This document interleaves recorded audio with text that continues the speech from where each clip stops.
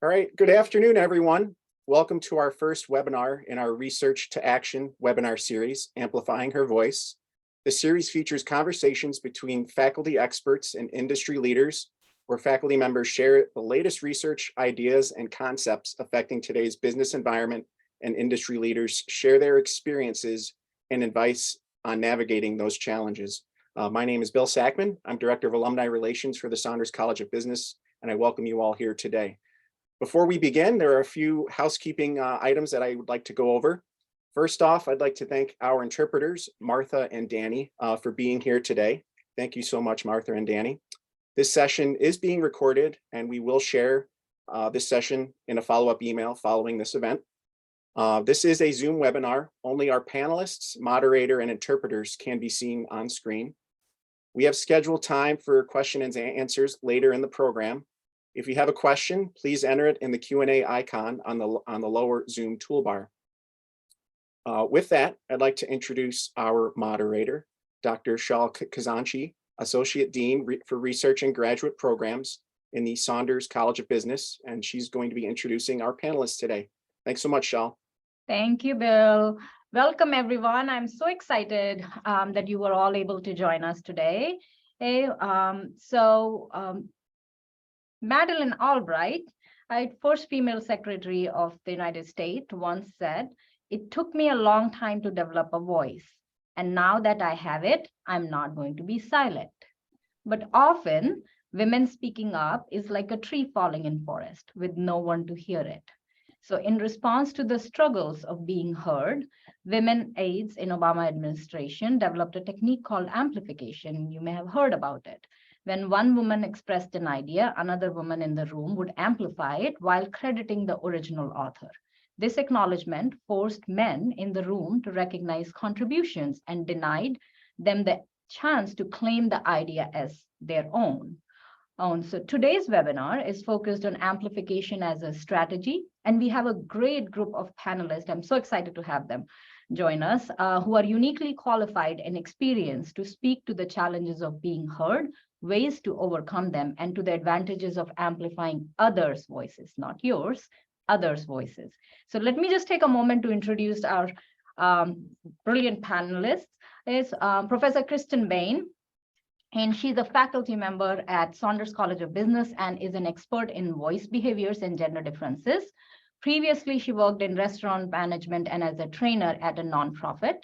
Her research on amplification was really recently published in the Academy of Management Journal, which is a premier research journal in the field and cited by major national media, including Forbes, Business Insiders, and CNBC. She's been gaining a lot of traction in national media for her research. Her current research examines how incivility affects employee voice, particularly women's.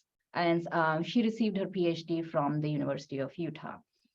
Aparna Ramesh, she's the Chief Financial Officer at Farmer Mac, so rural arm of Freddie Mac.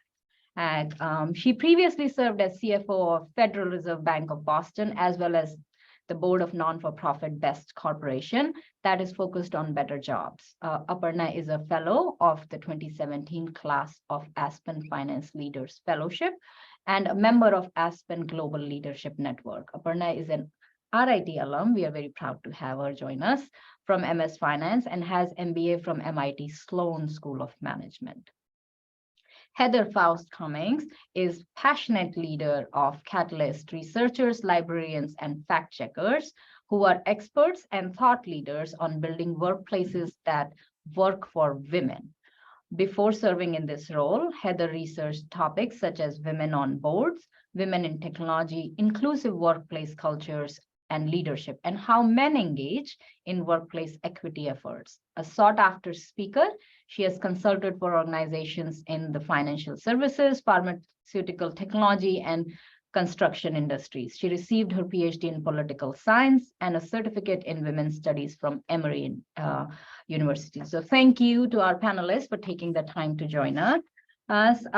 So with that, let me start with some initial questions. Kristin, you've studied amplification, and I'm more curious as to if you would speak to how amplification works for not just women, but also men. So tell us about the findings of your recent study on amplification. What is it and how does it work? Yeah, thanks so much, Shal. When my colleagues Liz Tenney, Tamara Krebs, and Nate Mickle and I first read the articles about the female staffers in the Obama administration, we were really intrigued by the idea that such a simple and really even subtle technique could help people recognize the contributions of marginalized members and recognize it in a way that can actually influence status hierarchies within the group. So we ran a number of studies, many more than what ended up in the actual paper, trying to understand if this sort of anecdotal evidence was true, and if it was, how amplification actually affects people's perceptions of the status and who's deserving, like ideas are deserved to be listened to.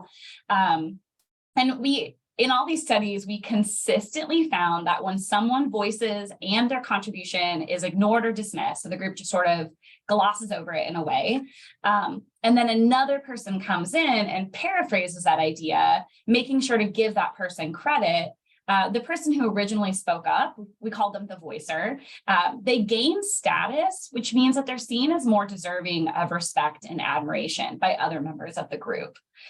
So the next step was sort of to look into why this is the case. And we found evidence that when an idea is amplified, people see that idea as being a better idea than they do if people don't amplify the idea.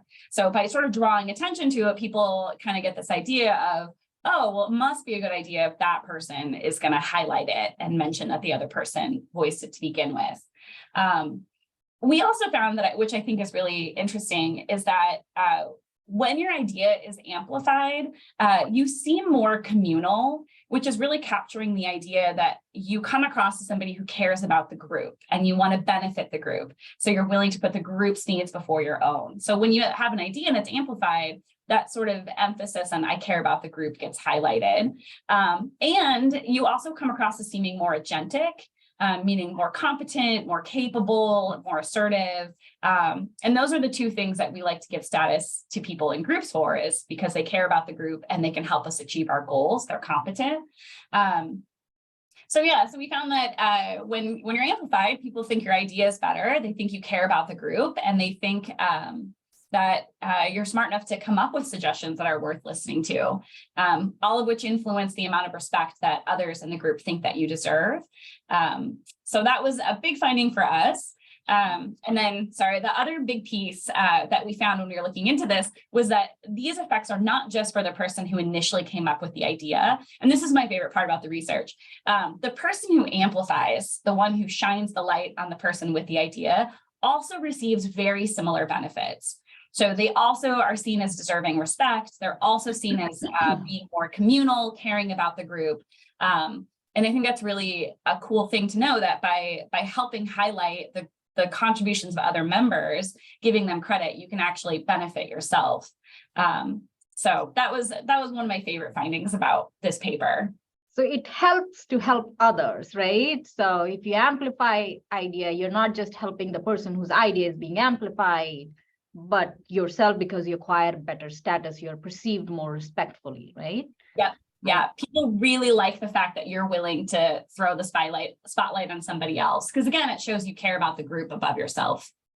Mm-hmm. So Heather, in your experience of working with women leaders from different organizations, what are some of the challenges that the women are facing in getting recognized for their ideas and gaining status and influence at work? Because that's always a challenge. It is, Shal, and Kristin, I absolutely love your research. It's so interesting. And I think one of the really interesting things about Kristin's research is that, that taking care behavior, right, is a very stereotypically feminine trait. And so in some ways it's not shocking that we would see a reward going to that person who's demonstrating sort of a taking care behavior, particularly if it's a woman. And I think one of the things that we know from research and from talking to women every single day in supporter organizations of Catalyst, we know that it can be really challenging given the historic barriers to women in the workplace. So stereotypes are one of those barriers, right? Gender bias or unconscious bias, as we often talk about. There's been a lot of focus on unconscious bias now. That's certainly a barrier that women face in terms of getting their words heard and their voices heard. Another challenge that women also we hear about is that women can lack access to informal networks. And so to the extent that really important conversations are happening or information is being communicated through these informal networks, women can have challenges in accessing those most influential networks or those important informal networks. And then they're sort of left sometimes to figure that information out on their own and don't necessarily have access to information in a way that's equitable or information that's transparent. And so it's one of the reasons why Catalyst puts a huge emphasis on communication skills and communication tools when it comes to advancing inclusion and equity in workplaces, because we have to make sure that there's more equitable access to information, that we're not giving into those unconscious biases. We all have unconscious bias. Every single one of us does. We just have to be aware of it. That's really learning about how to pay attention to who you're sharing information with, how you're sharing information. Are you making sure that that information is being shared out widely? So those are some of the challenges, Shal, that we've seen with women that we work with on a regular basis. So I think one of the points that you raise, Heather, is really important one, and it speaks to the idea of speaking up. So when women speak up, it is antithetical to how women are perceived, right? They're perceived as not being assertive, and taking the leadership role is not stereotypically associated with women. So the moment you do that, there's a challenge in being heard. People constantly sort of not hear that. Aparna, you've risen up to the position of CFO both as a woman and as an immigrant. What has been your experience in getting yourself and others women heard? What are some of the challenges that you have faced when speaking up, and how have you overcome them? Yeah, no, thank you. And Charles, first of all, thanks for having me on this. It's such an honor to be here and to hear from Heather and from Kristin as well. Just some amazing research, and congratulations for highlighting such important issues in our society today. So, you know, I have to say that I've had a little bit of an unusual path if I really reflect on my own experiences. And so much of who we are really emanates from, you know, I think, you know, our childhood, our surroundings, how we were treated when you go all the way back.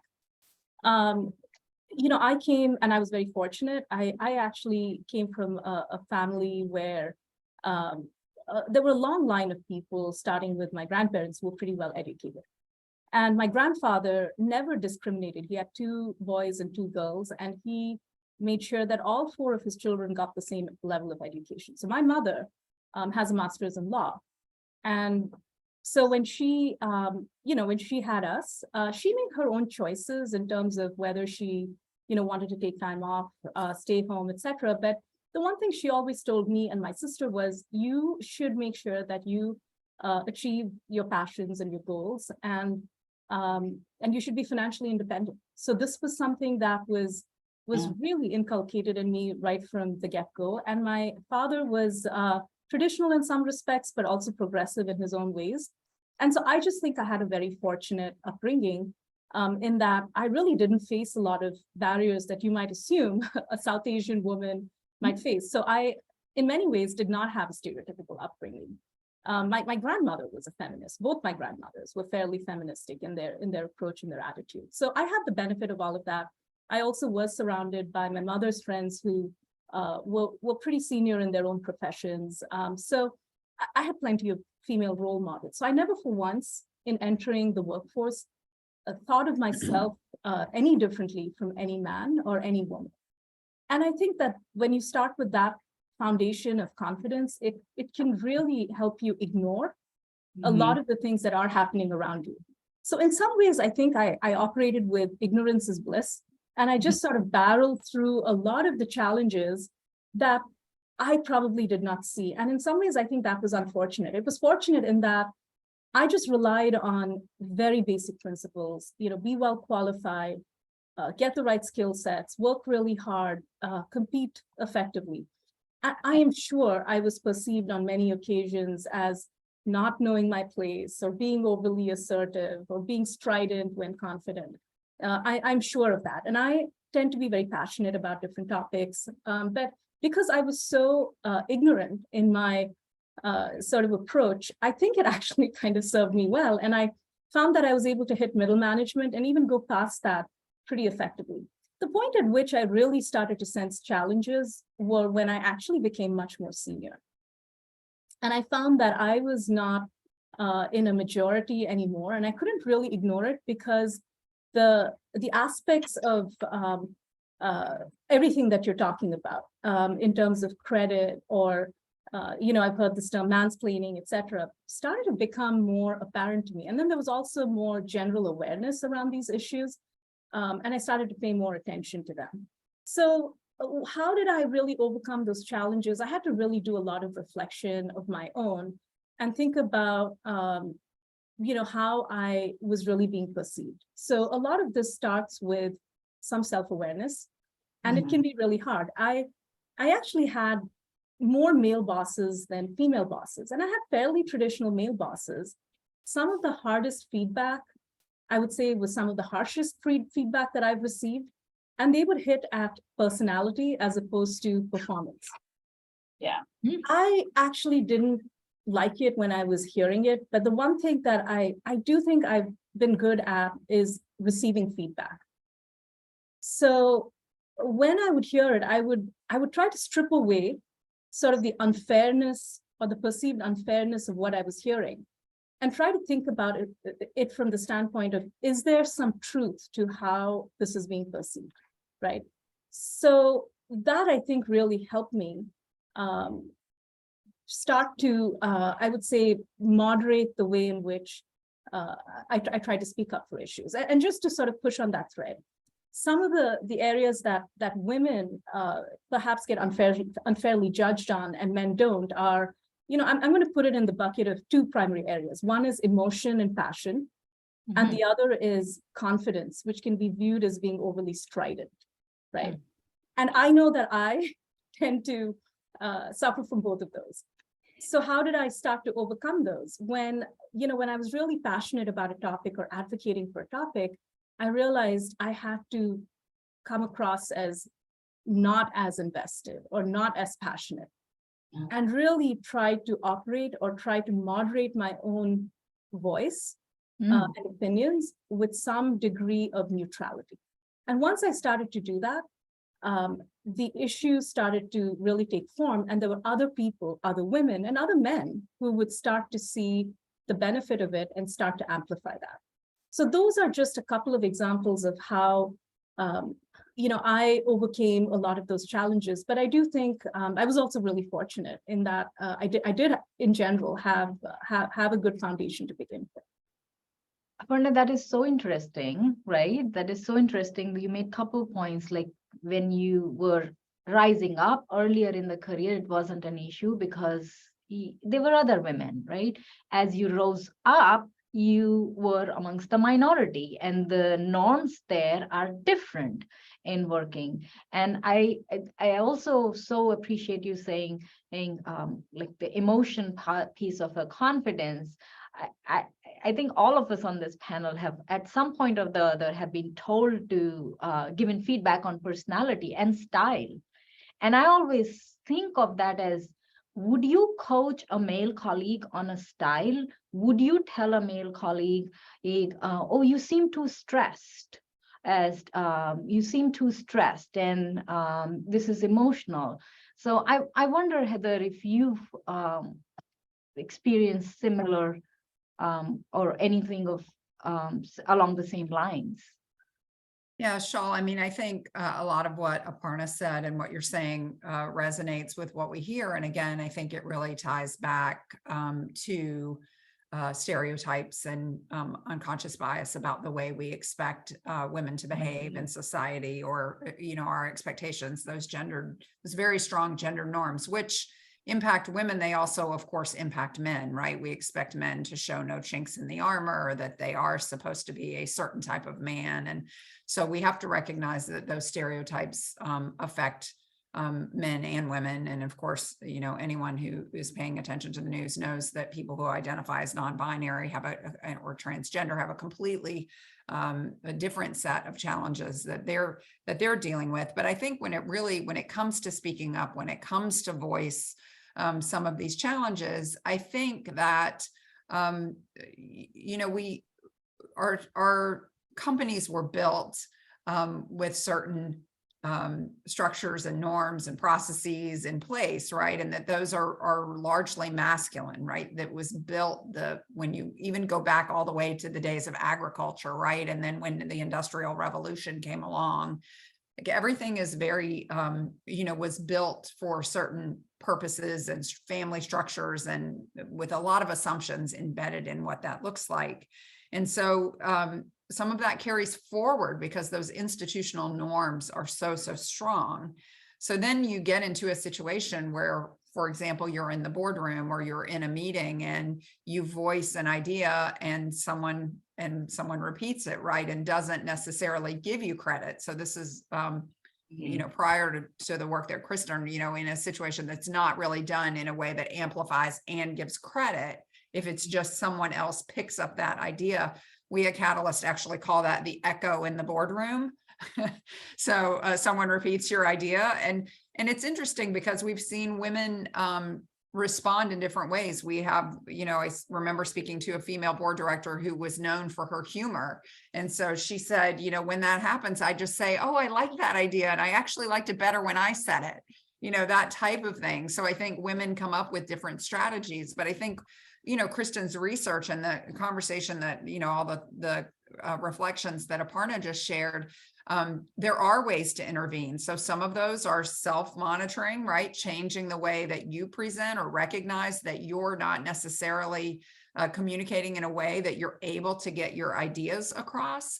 My background is in political science, so I'm a huge believer in sort of like that all politics is local, where there's actually, you're going around and you're having conversations before the meeting to socialize the idea and pressure test it. How can I refine this idea? How can I make it better by talking to other people about it? And then when you go into that big meeting, you've actually done two things. You've refined the idea and hopefully made it better. And secondly, you've got some buy-in on the idea before you even show up to present the idea. I was on a train. I live outside of Boston, and I was on the train back from New York City one time, and I happened to be sitting with a gentleman who was the CEO of a small company in Rhode Island.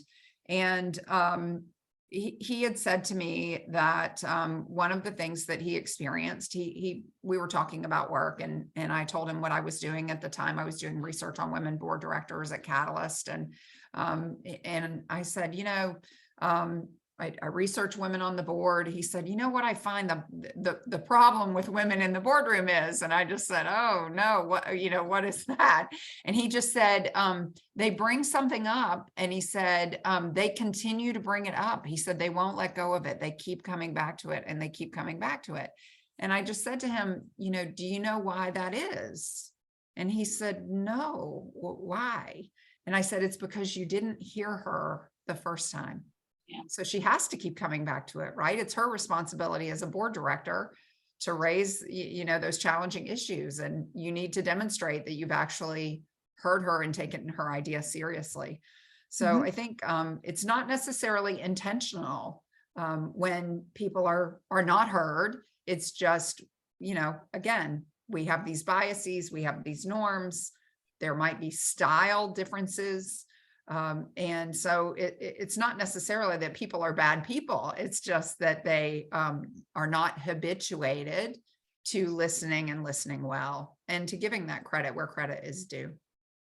So we know that's, so you brought up the point about whether it's intentional. So that's the question, whether it is intentional. I don't think intentional. What you're saying, it is rooted a lot back into how the organizations were built and what were the norms around. So it goes back to Aparna's point that when the norms changed, the majority changed to men, that's where you became token, that's where different norms became salient. So we know that. I love sharing some insights and some tidbits from some studies. We know that men are, goes back to the stereotype, typical behavior. Men are 3 times more likely to interrupt women when speaking than they are to men. We also know that men tend to get credit for ideas more so than women, even when the original idea was from women.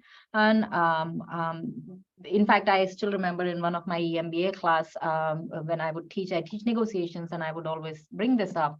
And the student said, this is so interesting. When I bring up the idea, nobody listens, but a manager brings up this, repeats the exact same idea. Everyone buys into that idea, how that idea is great.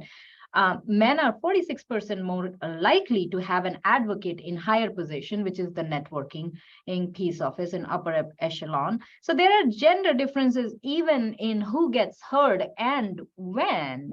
So Heather, you talked about the non-intentionality of it. Aparna, I wonder if, what has been your experiences in terms of the unconscious biases that we talk about in workplace, which make it harder for women, not just you are now in a position of power and much senior position, but women who work with you in a lower positions, for them to be heard.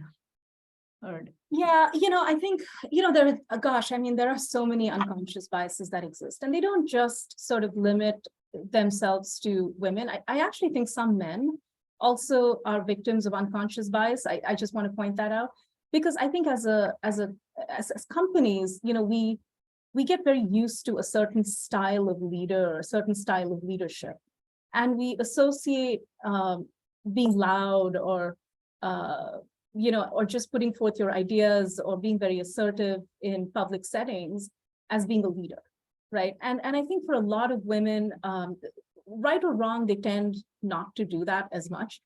The other thing that I think I see happen often, and I'll just point out one particular example that I've seen over and over, occur as I look at my teams, at women who are ambitious, but are also interested in having a family or raising children, is, when they go down that path, they sometimes, oftentimes, I think companies assume that those women are not going to be as ambitious because they have children, and they just make an assumption.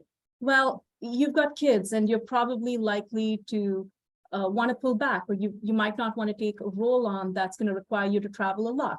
Well, you should just ask the woman, because it's very possible that she may have a spouse who may be a stay-at-home dad, or she may be in a, she may not be in a relationship at all. I mean, there are so many different assumptions that get made when they, when you look at a woman who has children or is trying to raise children, that maybe her level of ambition goes down. So that's one aspect of unconscious bias.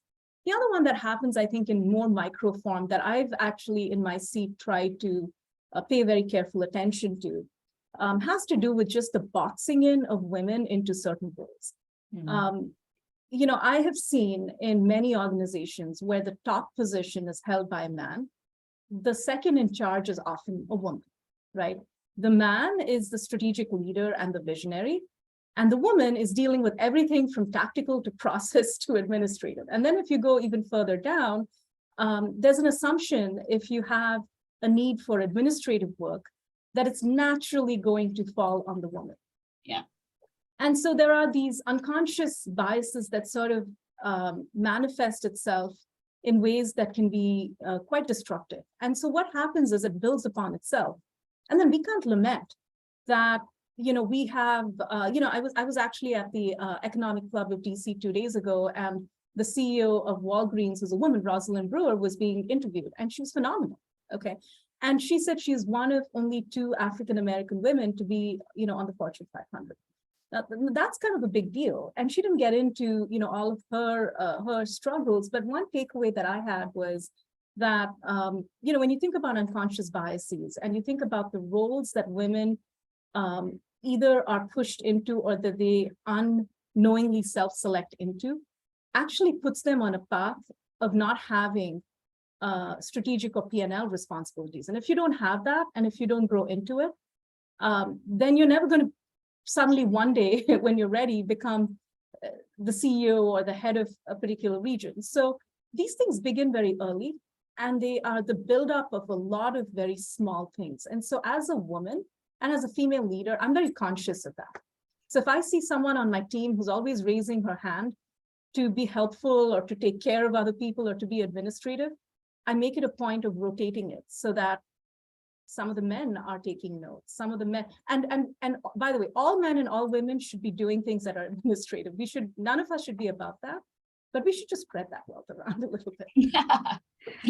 Yes, to that. Aparna, you mentioned a little bit about how, as a woman leader, you try and be very supportive. I think women play a very important role in other women's mentoring, because there is evidence that points to the fact that women are not only less supportive of other women, especially as women tend to rise up and become parallel, they're actually tougher than they would be for men. Both men and women are tougher on women. Women are more tougher on women than even men are. So I find that a very important piece of advice, that as a woman leader, you are attentive and pay attention. So there is intentionality to it. And Kristin, how does your research inform understanding of gender differences really in getting our voices is heard, and amplification really as a way to mitigate those biases? So both, does it operate differently? Do women, would you give, based on the findings, different advice to men, women, or?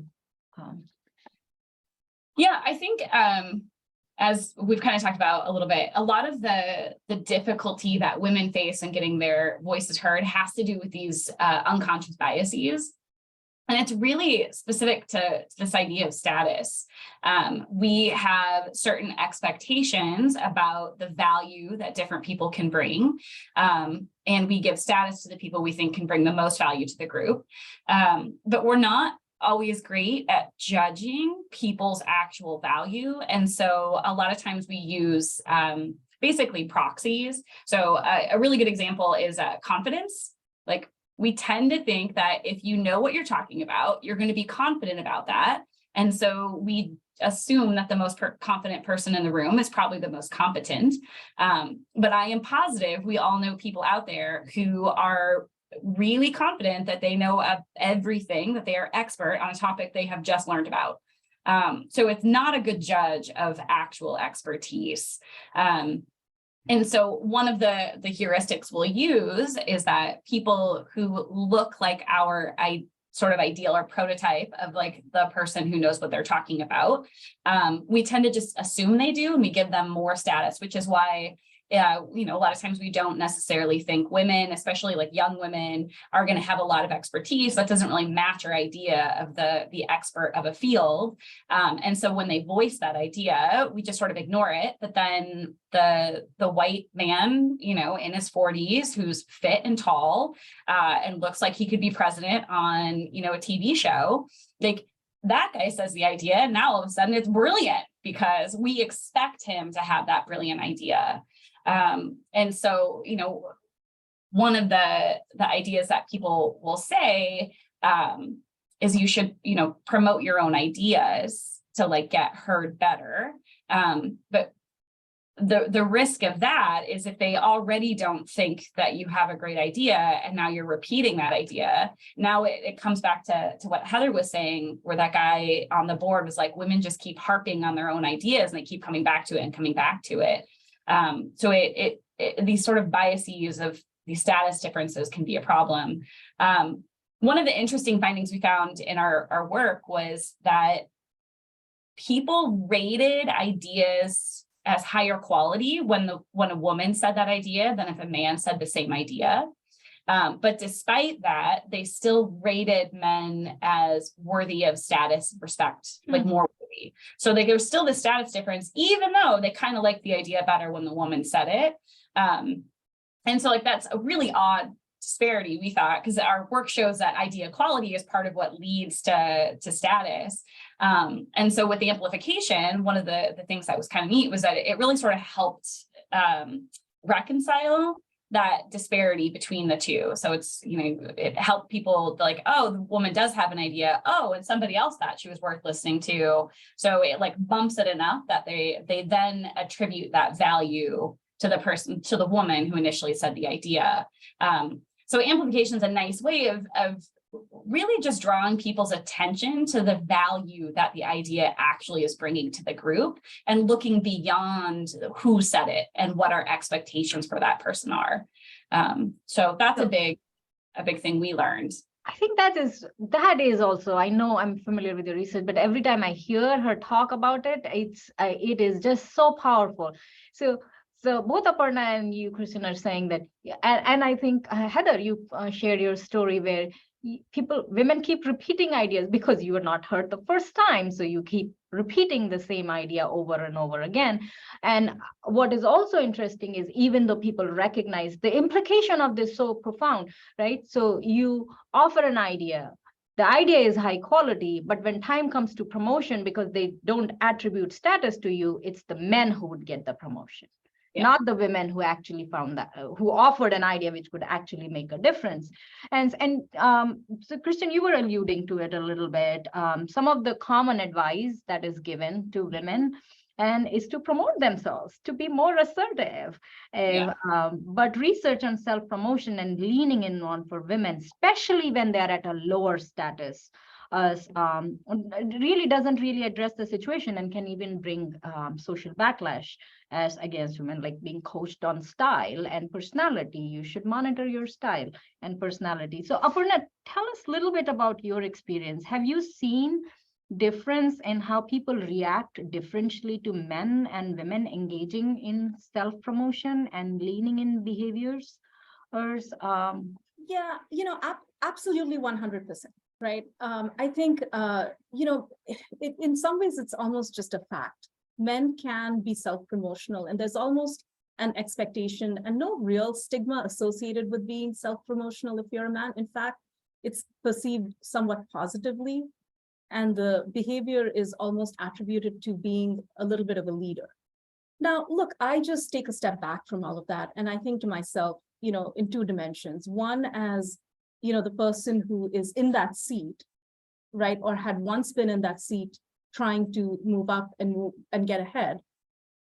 Did I self-promote? I don't think I actually self-promoted, right? Again, it comes back to the fact that ignorance was bliss for me. I just sort of barreled through. I would debate issues. I was probably, just almost not paying attention, and that sort of served me well. But I think the thing that really served me well was not so much self-promotion, but knowing my stuff, being able to take on hard assignments, take on challenges, and perhaps sometimes working twice as hard to get half as much, and not even being bitter about it when that happened, right? So all of those things, sometimes when you're not aware of it, can actually help you move ahead very quickly. But now I'm on the other side of things, and I feel like I do have some influence in being able to mentor or bring people along. I've got to be honest, I find self-promotion to be a very unattractive trait, whether that's being done by a man or a woman. So I'm just a little bit old school, and I just try to say, well, look, let's just have competencies and fairness in how we evaluate individuals and professionals, regardless of who they are or how they look or what their race or what their ethnicity is. And let me just work with someone's intrinsic motivations, because human beings have things that they're passionate about, and they're, to varying extents, interested in different things that could be perceived as rewards. So I think being fairly customized in how you deal with people is really important. Now, I do think that for women who are faced with a situation, and you noted this, Shal, where you said, if they're a little bit lower on the totem pole, how do they really rise ahead? My advice would be, don't keep self-promoting or get frustrated or drop out. Try to find peers who might advocate for you. So the voice amplification. So try to forge a relationship and appeal to someone who sees your value, whether that's a mentor or find a silent or an invisible sponsor. I didn't even know when I was working at the Fed that I had an invisible sponsor, and it was a woman. And it was someone who, who ended up becoming the general counsel, but she had a stint as the head of HR. And she was advocating for me when I wasn't in the room. And when I became the CFO, she and I ended up becoming peers. And we were two of the most senior people, in the organization at the time. So we both sat down and I said, look, Cindy, you did a lot for me and I didn't even know you did. And I found out later on that you did. And that's partly why I'm here. How do we do this for other women, right? So we actually formed an informal program, just the two of us. We would meet, every other Friday for lunch. And we would co-opt different leaders across the organization. We would identify women who we thought had talent, but weren't getting recognized. And we would construct these, what I would call stretch assignments, right, over a 3 to 6 month period. And at the end of it, we would tap these women to really come in. Now they'd have to work hard. They'd have to add this onto their day job and ask them to take it on. It wasn't a big lift, but really the intent was to get them out in front of the different power structures. So that's something that I thought really did help. And a couple of women did get noticed and did get promoted. And I'd like to think that, had we not done that, perhaps they would have had a harder day. I think the whole point of the sponsorship, women sponsoring, is so important. We get focused on self-promotion, and it is not very attractive. For most of us, it is not very attractive, either when we see it in men or women alike. I mean, so it's not that it is attractive. It's just that when women do it, it tends to have a more negative consequence. It is unattractive in both cases. So I think you were making a distinction between sponsoring women and creating programs and letting their competency shine. Heather, what are your experiences in terms of who mentors women versus men, and how do those differences really affect advancement and promotion? You alluded to networks. They have a different network. So does it matter who is mentoring whom, and how does that impact the advancement? Yeah, Shal, it absolutely does. And I think Aparna's comments really speak to that, right? She had a senior level sponsor that she didn't even know she had, right? So Catalyst has done some research on this topic. And what we learned was that when we look at sort of who that most helpful mentor is, or that sponsor, right? That men's sponsors tend to be more highly placed than women's sponsors tend to be, and therefore they have more influence. And so that really impacts whether or not women have as much access or as much promotability, how much advancement, how far can they go. When you have a more senior level sponsor, you really can make a difference, as Aparna's story attest, right? She and her colleague were able to go around when they were quite senior in the organization at the Fed and identify high potential talent or talent that was being overlooked, and really elevate that talent. Part of that is positional. Now, certainly you don't have to be in a very high position in order to be an effective sponsor. You can sponsor talent even as a manager when you're further down in the organization. But of course, if the sponsor is more highly placed, you get sort of that exponential effect. But we also know that mentorship is incredibly important. So sponsorship and mentorship are different things. We often say at Catalyst that a mentor will talk to you, a sponsor will talk about you. But it's not an either or, it's an and. You need both. You need strong mentors and you need sponsors. And Catalyst research has shown that women are more likely to mentor other women than men are to mentor women. So women do mentor other women at all levels of the organization. And it is really important to have those mentor-mentee relationships where women can learn about what is happening in the organization, what they need to be working on, how they're perceived. To Aparna, seems like nobody pulled you aside and said, hey, if another woman didn't pull you aside who may have been more highly placed than you to say, hey, you may find that your idea is better received if you do this or you do that. But fortunately, Aparna had some great male leaders who were able to give her feedback, and she was humble enough. This is critical, right?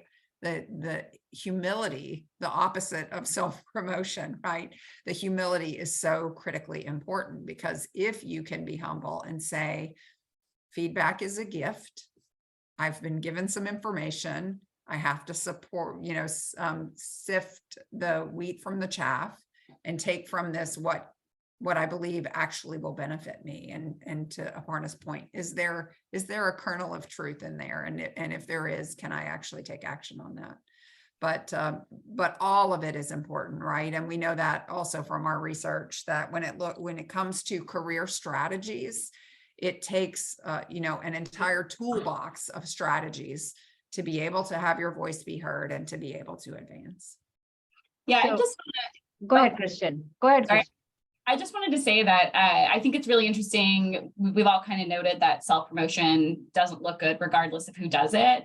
And in our studies, when we looked at this, at least in terms of self-promoting an idea, it didn't look good, like for anybody, compared to all the conditions we had when people self-promoted, whether they're a man or a woman, people lost respect for them. Their status was lower in that condition than any other. They were better off not speaking.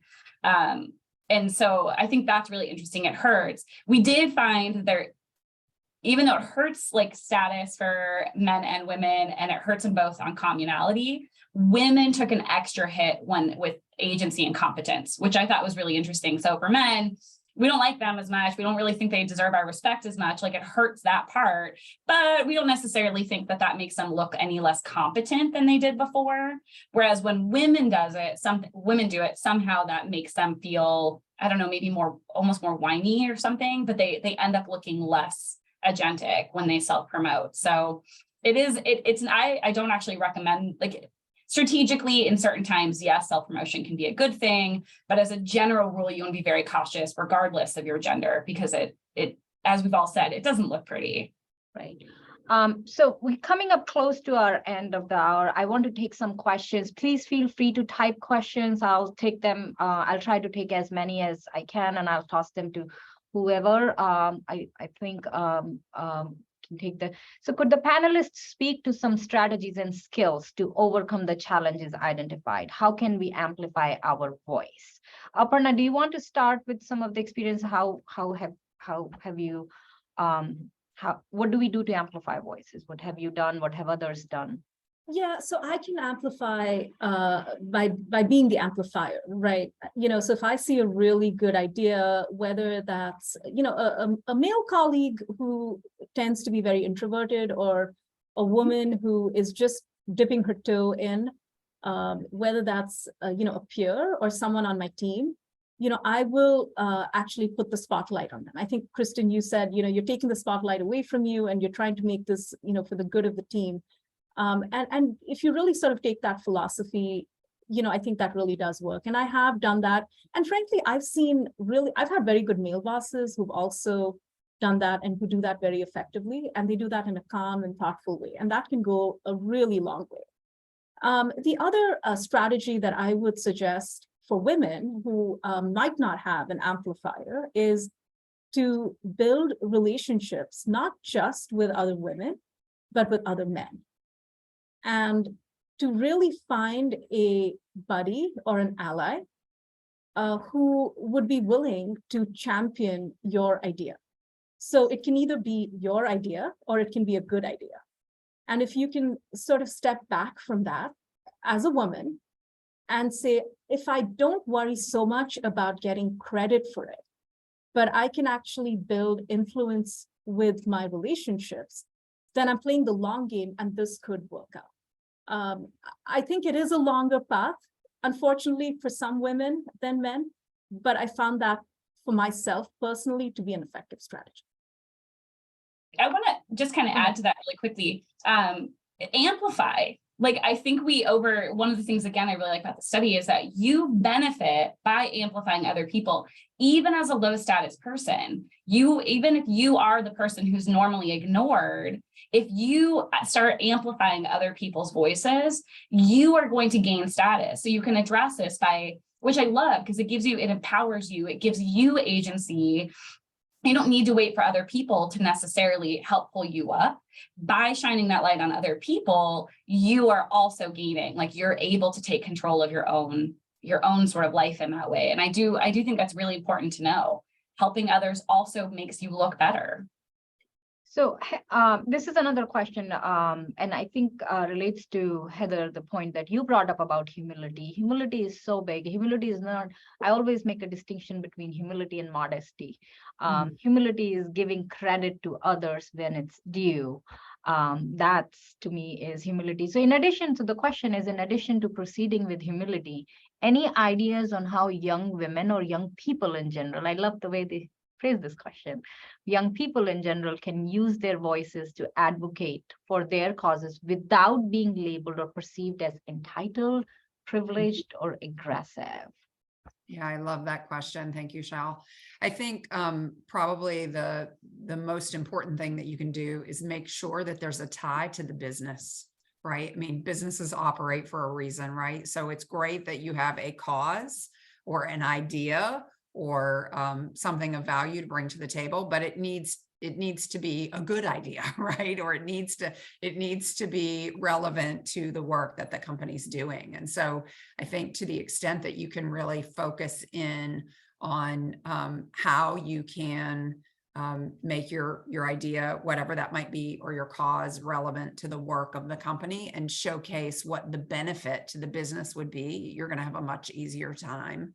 And you can still be passionate about it, but again, make sure that there's a strong case for why this is going to benefit the organization, whether it's going to benefit the people in the organization, it's going to benefit the bottom line, it's going to have some benefit to the work of the company. So what you're really saying is, don't make it about yourself. This is not your idea you want to pursue. What you want to do, which is a good advice, men and women in general, that when to think about the group, how what you're pursuing helps the organizations you're supporting, but also that's also equally important. There's a counterpoint to it, to dial back on the ideas when you feel that maybe the ideas are not necessarily as helpful to the organization as you thought them to be. So it cuts both ways. Aparna, again, this question probably stemmed from what the comment you made. What are some tips to avoid taking on too much of the administrative duties on a team? What is some language to help us push back? Well, I think it's okay to say, I'm going to do it this time, but I'd love to see the baton being passed to someone else the next time, so that all of us have an opportunity to contribute in similar ways. And I think it's not loaded language. There's some equity in how you're sort of packaging that.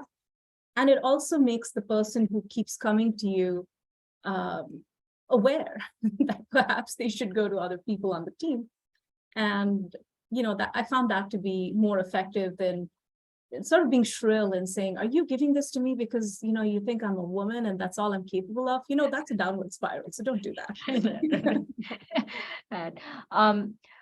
Kristin, this is probably a good question for you. How does one go about working in a situation where the women who are their managers or colleagues tend to undermine your success or ability to have your voice heard and valued? So the idea of women being harsher on women. I will say the women have, I think all of us here, including Aparna, you mentioned it, women-sponsored. I think we have risen to the position in part because of women, a lot of times, actively sponsoring us and actively promoting us. So while there is that evidence, I want to also be mindful that there are a lot of great women bosses who actively promote women, and because of which we have gotten, some of us have been as successful or have gotten the position that we have. But the question is, I think, Kristin, for you, there is that evidence, right?